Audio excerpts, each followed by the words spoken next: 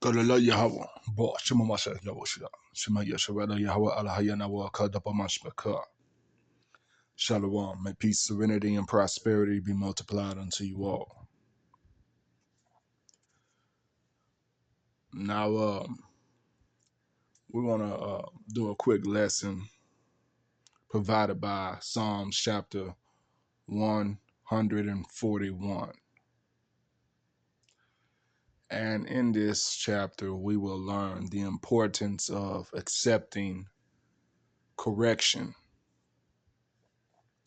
as well as the assurance that we have by keeping our faith in Yahweh, Ba'ashem Yahweh Shai, and allowing him to correct us accordingly. There's benefits that come with that correction. And the benefits are life-giving. As we begin, we'll start here in verse 1. This is Psalm chapter 141, starting from the top. A psalm of David. Yahweh, I cry unto thee. Make haste unto me. Give ear unto my voice when I cry unto thee. Verse 2, let my prayer be set forth before thee as incense, and the lifting up of my hands as the evening sacrifice. Set watch, O Yahweh, before my mouth. Keep the door of my lips. You know, our communication is very important. You know, we're either speaking life or we're speaking death, right? And most importantly, you know, in Psalms 141:3, this is a decree or a plea to the Most High to stay within his ordinance in our speech. What does that mean? That means to speak righteously, to uphold righteousness in our communications, to advocate righteousness, right? Not to advocate wickedness, not to encourage people to commit wickedness. All right, it has nothing to do with harsh language or harsh speech. As long as that message getting across is of righteousness, that is what we're speaking of here. And to get context to that, we have Sirach chapter 9, verse 15. Let thy talk be with the wise, and all thy communication in the law of the Most High. Sirach chapter 9, verse 15. Let thy talk be with the wise, and all thy communication in the law of the Most High. So we don't want to be out encouraging and advocating people to steal, right? We don't want to be out encouraging and advocating with our speech for others to commit adultery, right? We don't want to be encouraging and advocating through our speech the worship of false idol gods, right? That's all communication with the law of the Most High. You know, we don't want to speak anything that encourages wickedness. We don't want to be advocates for wickedness.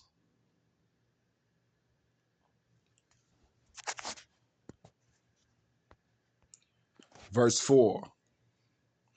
Incline not my heart to any evil thing, to practice wicked works with men that work iniquity, and let me not eat of their dainties. So again, that's further context to what we just read here in verse 3. Incline not my heart to any evil thing, to practice wicked works with men. Because what you advocate and what you speak is eventually what you're going to act out and do. So let us not be partakers with those who work iniquity, which is lawlessness, which is the wickedness that is contrary to the righteousness of the law of the Most High. And with that being said, we must be kept in check, Verse 5 states that, let the righteous smite me, it shall be a kindness, and let him reprove me, it shall be an excellent oil, which shall not break my head, for yet my prayer also shall be in their calamities. So this goes for each and every one of you. This goes for each and every one of you.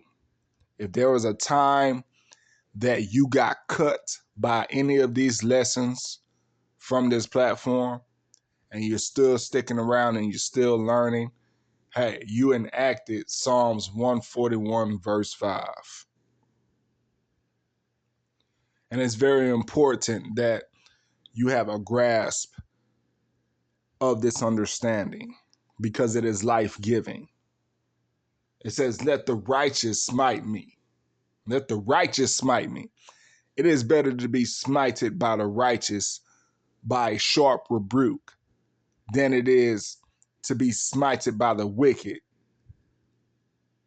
to be pummeled down into destruction coming from the Most High.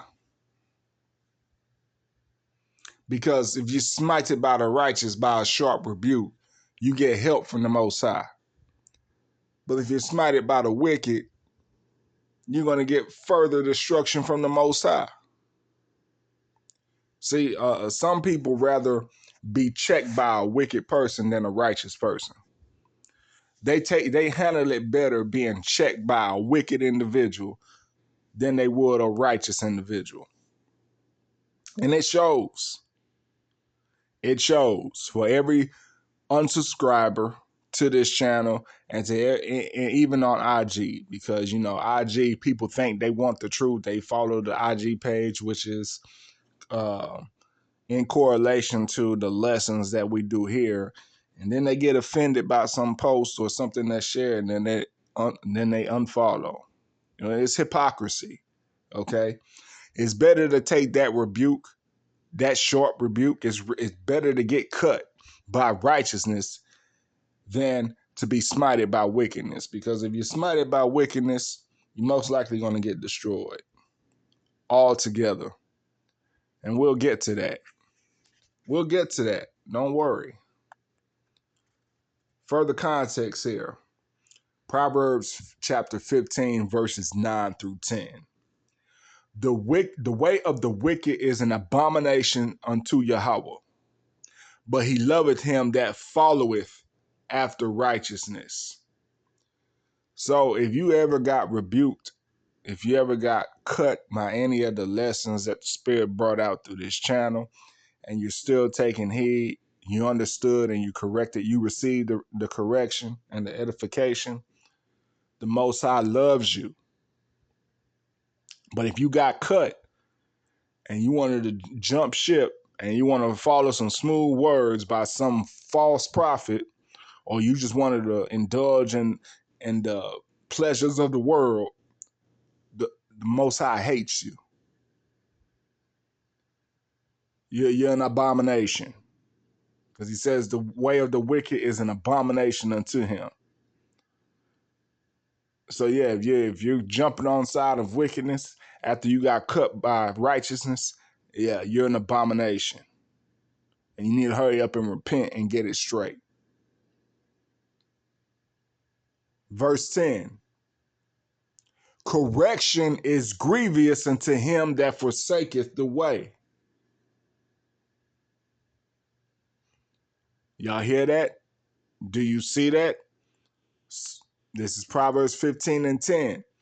Correction is grievous unto him that forsaketh the way, and he that hateth reproof shall die. So everybody who gets offended by this truth, you get offended by correction, hey, you're in danger. All right? The Most High is considering destroying your ass. The Most High is considering to cut you off the face of the earth because you hate correction, you hate reproof, and you forsaketh the way of righteousness. So every person who's unsubscribed fell out the truth, gone into wickedness, reviled the prophets. Yeah, you're an abomination. You're an abomination and you're on borrowed time.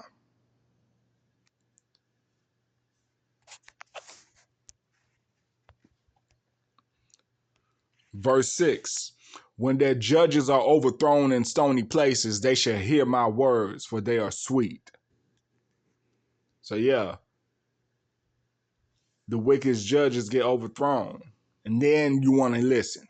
Then you want to hear the words. Once you get that affliction, once you get that affliction from the Most High, then some are running back. Oh, okay, I'll listen. Yeah, you should hear then because it's going to sound real sweet to you then. Verse 7. Our bones are scattered at the grave's mouth, as when one cutteth and cleaveth wood upon the earth. Verse 8. But mine eyes are unto thee, O power Yahweh. In thee is my trust. Leave not my soul destitute. So if you can receive a sharp rebuke and you can make the appropriate changes from your folly, you can make this decree. You're also showing trust in Yahweh Hashem Yahweh Shai. Verse 9, keep me from the snares which they had laid for me and the gins of the workers of iniquity. But hey, if you hate correction, you can't ask for this type of protection. If you get offended and you hate correction, you want to delve into your wickedness, hey, the wicked devices are going to trap you and have you set up into destruction. The gins are the workers of iniquity. So the traps of the wicked are going to get you for your own wickedness because you're loving your own wickedness. You can't ask the Most High to keep you from those traps if you're loving your own wickedness and you're hating reproof and correction. Verse 10, let the wicked fall into their own nets, whilst that I withal escape. So yeah, the wicked are going to fall into their own traps and snares. They're going to eat the fruit of their own way. And if you happen to be one who can accept correction, can accept a sharp rebuke, hey, the Most High is going to show favor towards you for being able to stomach such correction and receive the correction and see it as a kindness, though the correction may be harsh in speech. If you can see it as a kindness, if you can see that reproof as a kindness, the Most High will have grace on you. He'll have furthermore favor upon you, where you can make such decrees to have his protection and covering keep you from the destruction of the wicked. That's all I have there. May peace, serenity, and prosperity be multiplied unto you all. Shalom.